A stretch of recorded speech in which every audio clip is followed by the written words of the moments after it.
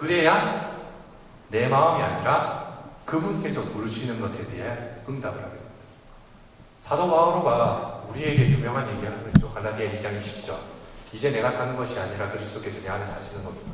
단순히 그 문구만 가지고 있으면 내가 내 안에 그리스도를 사셔야 되는데 내가 성체를 모시고 내 안에 그리스도가 있다. 그리고 내가 행동해버립니다. 내가 다 해석하고요. 그 문구를 제대로 살려면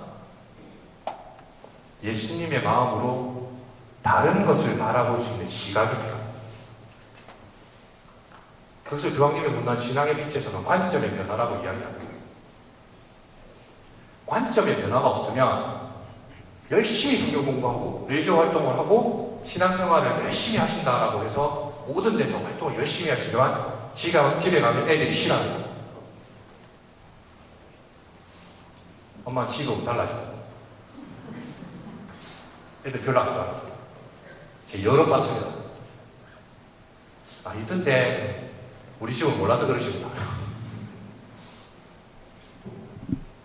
내가 이 사람을 대할 때랑 내가 저 사람을 대할 때랑 예수님이 바라보시는 관점으로 바라보게 된다면 우리의 행동이 바뀔 겁니다. 그럼 어떻게 예수님이 바라보는 관점으로 볼 수 있을까? 사순식이니까 특별히 예수님의 죽음과 십자가 그리고 그것을 통해서 이루시는 구원 이것을 통해서 한번 같이 나눠볼까 합니다.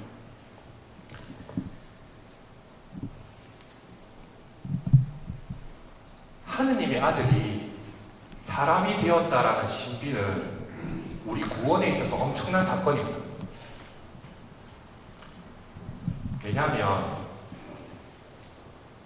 아버지를 볼 수 없는 우리가 아버지를 볼 수 있는 이유는 온전한 사람으로 우리의 일상 시작부터 마지막까지를 사셨던 예수님이 계셨기 때문입니다.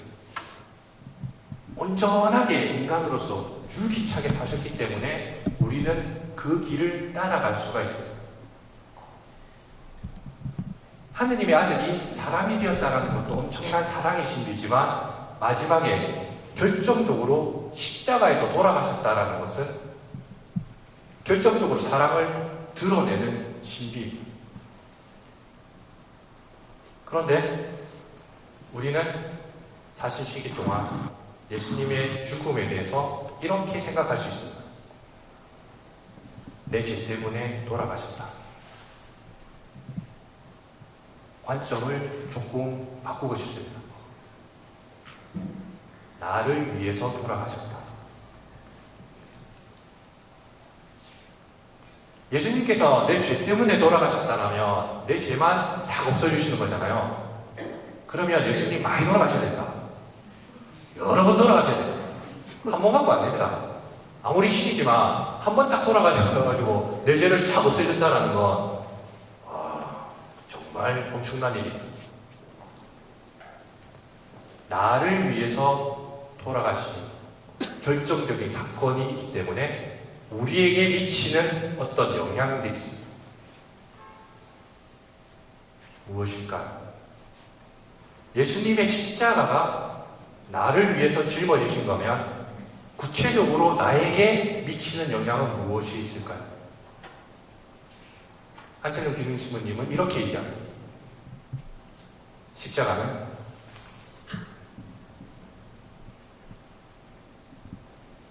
우리가 죽음에 맞설 수 있게 해주는 힘이다. 예수님은 당신의 십자가를 끝까지 짊어지고 가셔서 인간이 봉착하게 되는 마지막 결정적인 지점, 죽음을 이겨내십니다. 온전히 죽으셔야지 우리도 온전히 죽을 때 저 예수님처럼 부활하고 아버지께서 맨 처음에 심어주셨던 그 참된 생명을 누릴 수 있기 때문에. 그리고 십자가는 단순하게 내 죄를 없애주셔서 나는 가만히 있어도 예수님께서 내 때문에 죽으셨으니까 나는 구원될 거야. 이런 희망을 거는 것이 아닙니다. 그분의 십자가 때문에 나는 이제 나를 결정적으로 괴롭히는 많은 고통들 주고 많은 힘겨운 점도 있지만 결정적으로 봉착하게 되는 죽음까지도 맞설 수 있는 힘이 생깁니다. 그리고 십자가는 앞에서 말씀드린 것처럼 하느님 아버지의 사랑을 온전하게 드러내 주신 거라고 했잖아요. 예수가 죽기 위해서 십자가에서 돌아가십니다. 결국은 죽어야 될 운명이다. 그것보다는 십자가에서 마지막까지 하셨던 일이 중요합니다. 하느님 아버지의 사랑을 드러내시는데 어떤 사랑이냐? 용서하시는 하느님 아버지의 사랑입니다. 이것이 우리에게 주는 게 뭐냐?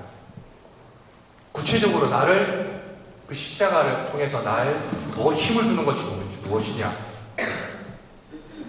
아버지께서는 끊임없이 우리를 향해서 두 팔 벌리고 기다리고 계십니다. 아버지께서는 절대 지치시지 않으십니다. 지치고 먼저 쓰러지는 것은 인간입니다.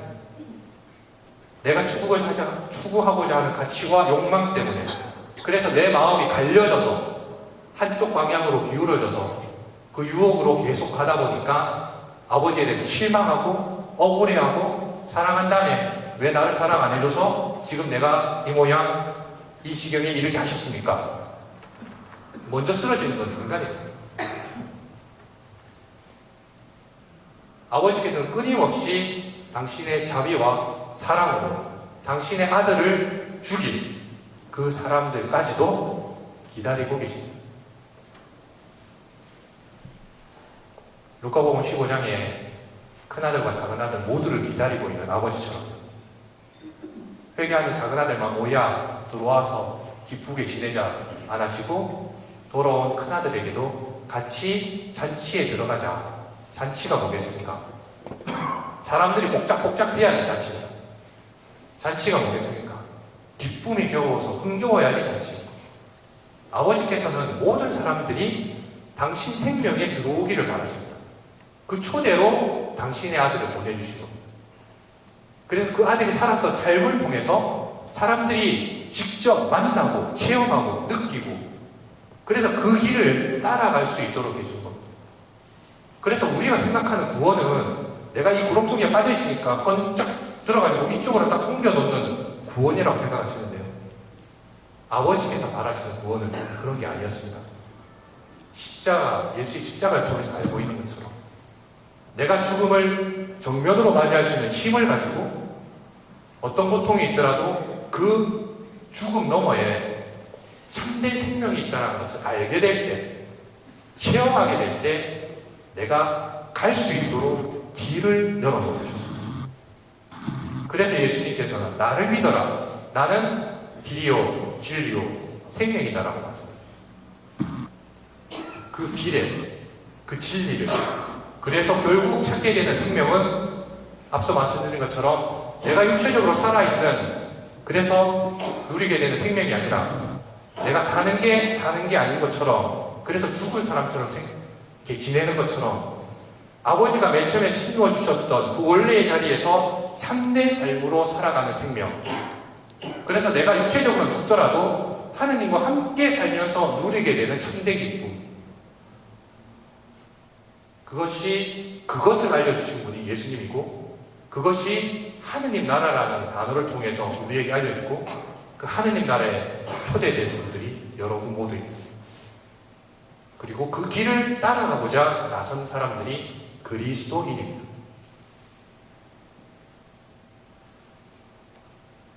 이쯤 되면 우리가 기억해야 될 신앙 한 초점을 맞춰지게 됩니다. 예수 그리스도겠죠. 그런데 예수 그리스도의 과거에 초점을 맞추게 되면 우리는 예수를 추모하고 애도하는 것에 그치게 됩니다. 미사가 마쳐졌습니다. 미사 때 성찬례를 하게 됩니다. 예수님께서 행하신 마지막 기념제, 성찬례를 통해서 기념하고 이 예를 행하라라는 얘기를 다 들었습니다. 그래서 예수님의 죽음과 그것을 기억하기만 해서 그분의 죽음이 나를 어떻게 인도했다라는 것만 하면 추모입니다. 그 행위의 진정한 의미, 그것을 하려고 했던 그 사람의 생애, 삶, 이런 것들이 오늘의 나에게로 넘어와야 됩니다.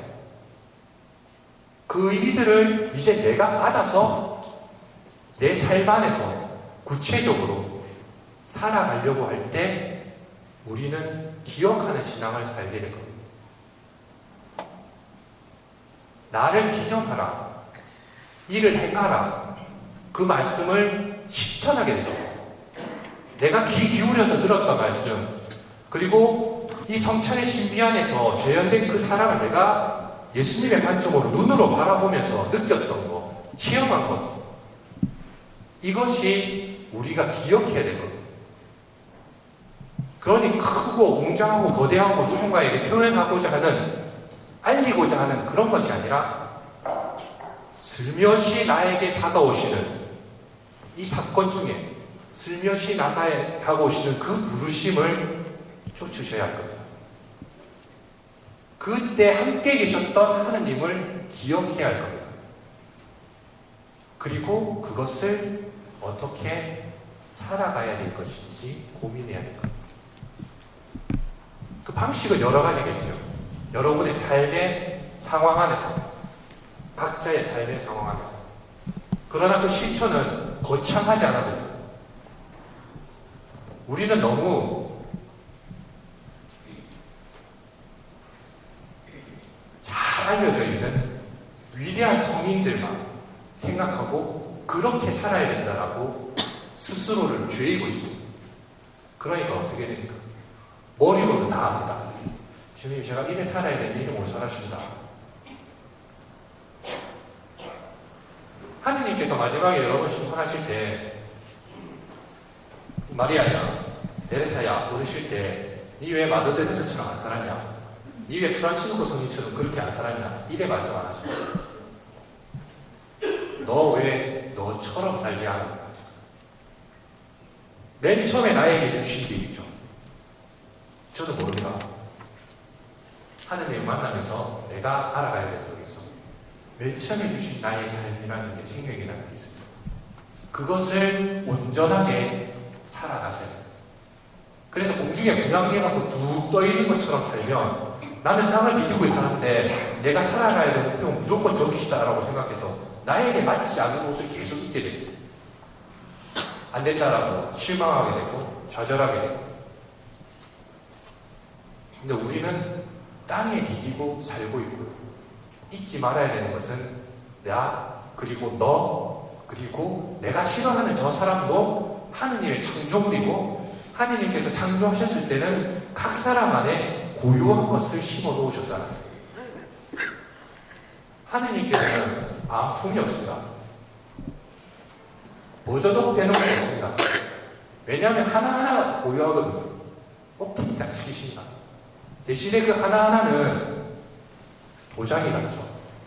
손대면 탁 깨지기 쉽습니다. 그래서 잘 관리하셔야 됩니다. 그렇다고 우리가 내가 거룩하니 너희도 거룩하게 되고 내가 완전하니 너희도 완전하게 되고 내가 의로우니 너희도 의롭게 된다라는 실천을 안 하면 안 됩니다. 부르심과 응답이라는 거 있잖아요. 그분의 초대가 있고 나의 응답이 있는데 그것이 만나게 해주는 것이 있습니다. 만나야 될 장소가 있습니다. 만나야 될 장이 있습니다. 바로 성령입니다. 성부와 성자와 성령께서 함께 당신의 사랑을 누리시게 될 때 그 동의는 성령이시고 성령의 장 안에서 그분들의 사랑을 나누시거든요. 그러니 내가 부르심과 응답을 받게 될 때 성령의 장, 성령의 현존 안에 있어야 돼요. 예수님께서 우리에게 희망을 주는 말씀을 하셨잖아요. 내가 떠나면 협조자를 보내줄 것인데 그 협조자가 너희들에게 진리를 알려줄 것이다. 그 협조자가 너희를 도와줄 것이다. 그래서 우리는 성령의 힘을 통해서 하느님 아버지를 아빠, 아버지라고 부를 수 있습니다. 그러지 않으면 우리 힘으로는 할 수 없습니다. 결국 완전하게 되고 거룩하게 되고 의롭게 되는 것은 내가 부르심에 응답해서 내 힘으로 모든 것이 다 되는 건 아닙니다. 인간이 그렇게 할 수 없습니다. 완성시켜 주시는 분은 성령이십니다. 그 장 안에 머물러 있을 때 나의 부분을 그분이 완전하게 해주실 겁니다. 우리는 완벽을 추구하고 그렇다 보니까 좌절 실망을 많이 합니다.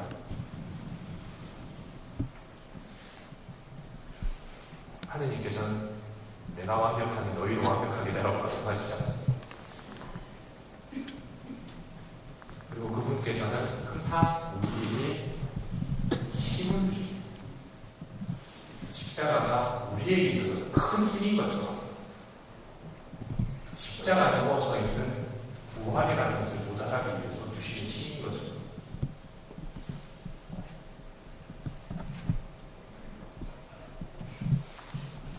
우리가 이제 기억해야 될 것은 내가 내 삶 안에서 결정적으로 하느님을 취하겠던 그 과거의 계산이 이제는 아닙니다. 옛날에는 잘 됐는데 요즘에는 잘 안 돼. 옛날에는 열심히 했는데 요즘엔 좀 시전해졌어. 이게 아닙니다. 옛날에는 옛날의 모습, 그때 당신께서 부르시는 자리가 있었습니다. 그때 응답하는 자리가 있었다. 이제는 지금 나를 부르시는 자리가 있어서 그 부르심에 내가 응답해야 되는 것이 있습니다. 그러니 과거에 집착하고 회상에 집착하는 기억이